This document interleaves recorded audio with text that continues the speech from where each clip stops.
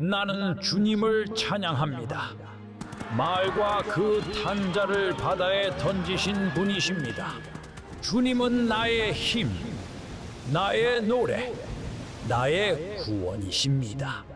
주님의 오른손이 권능으로 원수를 무찌르셨고 주님의 인자하심으로 우리를 구속하셨습니다. 여호와여, 누가 주님과 같습니까? 거룩함과 영광으로 찬양받기에 합당하신 분이십니다.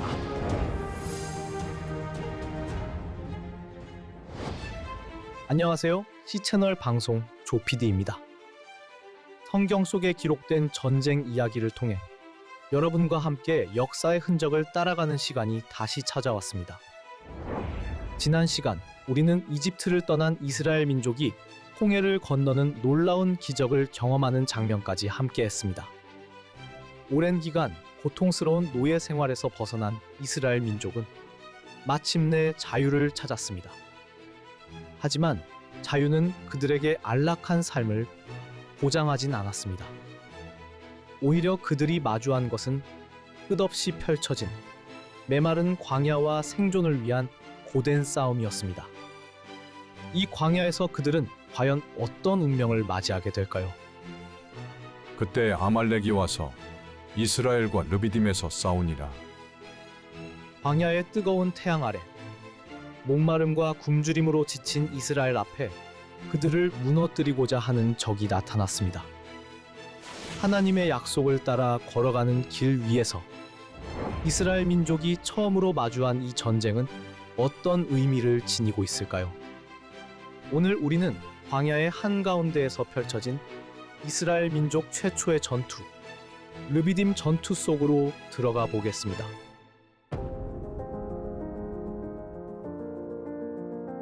끝없이 펼쳐진 광야. 뜨거운 태양이 모래 위를 내리쬐고 황량한 바람은 먼지를 일으키며 사람들의 얼굴을 때립니다. 약속된 땅을 향해 떠난 이스라엘 민족. 그들은 마침내 이집트를 벗어나 자유를 얻었지만 주어진 현실은 만만한 것이 아니었습니다. 마실 물조차 제대로 구할 수 없었던 그 메마른 광야에서 아이들의 울음소리가 끊이지 않았고 어른들은 끝없이 밀려오는 피로에 지친 몸과 마음을 견뎌내야 했습니다. 어느새 노예 생활에서 해방된 기쁨은 온데간데 없이 사라져가고 원망과 불평을 늘어놓는 사람들. 어이쿠, 이렇게 힘들 거였으면 하나님께서는 왜 우리를 이집트에서 편안히 죽게 내버려 두지 않으셨는지. 거기에는 우리가 먹을 수 있는 양고기 요리와 빵이 잔뜩 있었는데 말입니다. 당신들이 우리 이스라엘 온 무리를 이 광야로 끌고 와서 굶겨 죽이고 있는 것 아닙니까? 사람들은 이집트에서 민족을 이끌고 나온 모세와 아론에게 잔뜩 불만을 퍼부었습니다. 하나님 입장에서는 기껏 힘써 자유를 줬더니 후회스러운 반응만 하는 사람들의 모습들을 괘씸하게 느끼셨을 것 같습니다. 그러나 하나님은 의외의 대답을 하십니다.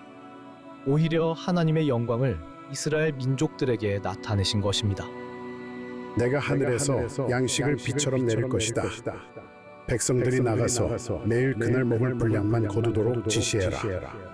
이 일을 통해 그들이 내 율법을 지키는지 지키지 않는지 시험하겠다. 그 말씀대로였습니다.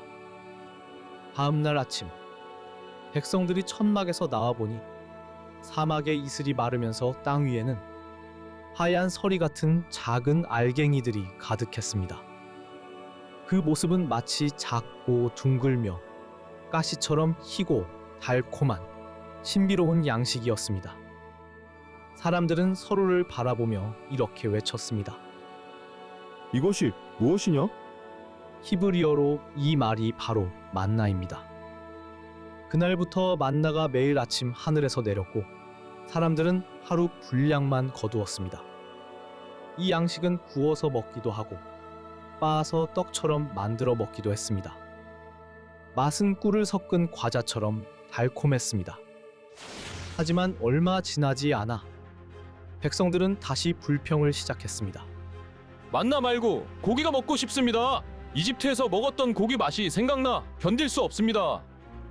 하나님은 그들에게 다시 응답하셨습니다. 저녁이 되자 놀랍게도 수많은 메추라기 떼가 광야 위로 몰려와 진영 전체를 덮었습니다. 백성들은 그 고기를 마음껏 먹었습니다. 하나님은 이스라엘이 광야에서 겪은 모든 어려움 속에서도 그들이 굶주리지 않도록 끝까지 돌보셨던 것입니다. 하지만 인간의 마음은 쉽게 만족하지 않았습니다. 백성들은 또다시 목마름을 호소하며 모세와 하나님을 원망하기 시작했습니다. 이곳에 우리를 죽이려고 데리고 왔습니까? 우리와 우리 자녀들 그리고 우리의 가축까지 목말라 죽게 생겼습니다. 하나님은 다시 한번 인내로 그들을 바라보셨습니다. 모세야, 지팡이를 손에 잡고 호렙산의 반석 위에 서라. 내가 그 반석을 치면 물이 나와 온 백성이 마시리라. 모세가 그 말씀에 순종하여 반석을 치자 생명수가 터져나와 온 민족이 마시게 되었습니다. 백성의 원망이 극에 달하자 모세는 하나님께 간절히 기도했고 하나님은 그들에게 물을 공급하시는 기적을 베푸셨습니다. 하지만 그 평화조차도 오래가지 않았습니다. 이곳을 사람들은 마사와 무리바, 곧 시험과 다툼의 장소라 불렀습니다. 하나님은 광야에서도 그들을 돌보시고 인내로 이끄셨지만 백성들은 여전히 연약했고 더 큰 시련은 눈앞에 기다리고 있었습니다. 이제 이스라엘 민족은 르비딤에 서 있습니다. 이스라엘 민족이 르비딤에 이르렀다는 이야기를 들으며 우리는 잠시 한 가지 중요한 질문 앞에 서게 됩니다. 과연 이스라엘 백성이 이집트를 떠난 후 기적처럼 바다를 건넌 그 홍해는 정확히 어디였을까요? 이 질문은 생각보다 복잡합니다. 전문가들 사이에서도 홍해 도하 사건의 정확한 위치에 대해서는 여러 견해가 갈리고 있기 때문입니다. 역사적으로 많은 연구가 진행되어 오면서 홍해의 어디 위치에서 건넜느냐에 대한 다양한 의견이 학자들마다 제안되었고 이 홍해 도하 사건의 정확한 장소가 어디냐에 따라 그 후에 이스라엘 민족이 광야에서 겪게 되는 많은 여정과 사건의 위치가 달라질 수 있습니다. 하지만 여전히 다수의 성경 역사 전문가들은 수에즈 운하의 가운데 위치한 비터 호수를 건넜다고 보는 견해를 가장 전통적이고 신빙성 있는 견해로 보고 있습니다. 많은 분들이 이스라엘 민족이 건너간 그 기적의 현장, 그곳이 어딘가 궁금해합니다. 저도 개인적으로 궁금합니다. 여기가 홍해일 것이라고 하는 곳들을 제가 다 가보았습니다. 그런데 중요한 것은 성경에 나온 홍해가 지금 우리가 생각하는 홍해가 아닐 수도 있다고 하는 겁니다. 지명은 시대에 따라 달라집니다. 그래서 보통 홍해로 여기는 곳은 두 곳 정도로 생각하시면 되겠습니다. 첫 번째는 전통적인 견해인데 지금 수에즈 운하가 지나가고 있는데 그 수에즈 운하를 여러 번 가봤지만 그 가운데에는 큰 호수가 두 개가 있습니다. 팀사 호수와 빅터 호수입니다. 그래서 많은 분들은 그 지역을 건너갔다고 하는 것을 인정하고 있습니다. 그것이 전통적인 견해라고 보시면 되겠고 출애굽 과정이 그 과정을 전제로 해서 설명하고 있습니다. 최근에 시내반도 오른쪽에 있는 아카바만 지역을 지나갔다고 하는 주장이 나오기 시작했습니다. 그러나 그것은 소수 의견입니다. 자, 그러면 우리에게 있어서 중요한 것은 무엇입니까? 3,400여 년 전에 이스라엘 민족이 잠깐 지나간 그 현장이 어디인지는 확실한 곳은 아직 없습니다. 우리는 그 홍해를 건너간 사건이 그 부근에 있었다고 하는 것을 생각하면서 그 의미를 찾는 것이 더 중요하다고 생각합니다. 그래서 저는 이런 강의를 할 때마다 이런 말씀드립니다. 그 부근은 거의 정확한데 정확한 지점만이 문제가 되니까 무슨 문제냐? 그것은 우리 같은 학자들이 고민할 문제다. 우리는 홍해 사건이 이 부근에서 일어났던 것에만 집중하면 된다. 저는 그렇게 말씀드리고 싶습니다. 결론적으로 홍해 도하 사건의 정확한 위치에 대해서는 우리가 확인할 수는 없습니다. 성경과 고고학적 연구들을 기반으로 가장 타당해 보이는 견해를 따르고 있지만 궁극적인 확신은 아직 신비 속에 남아 있습니다. 중요한 것은 어디서 건넜느냐가 아니라 하나님이 그들을 건너게 하셨다는 사실일 것입니다. 그들이 르비딤에 이르렀을 때 먼지가 자욱한 지평선 너머로 낯설고 위협적인 그림자들이 나타나기 시작했습니다. 바로 광야의 유목민이자 전사들인 아말렉 족속이었습니다. 아말렉은 사막에서 태어나 자란 강인한 민족이었습니다. 그들은 강탈과 약탈로 생계를 유지했고 광야의 거친 환경에서 살아남는 법을 너무나도 잘 알고 있었습니다.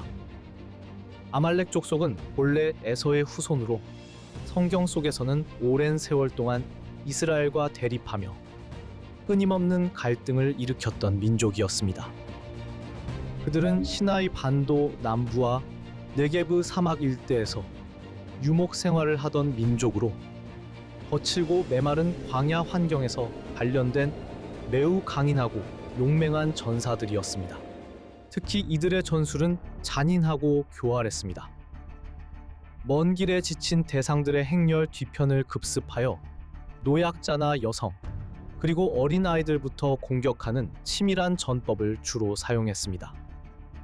바로 이 아말렉 족속이 지금 광야를 지나고 있는 이스라엘 민족을 그들의 다음 공격 목표로 삼았던 것입니다.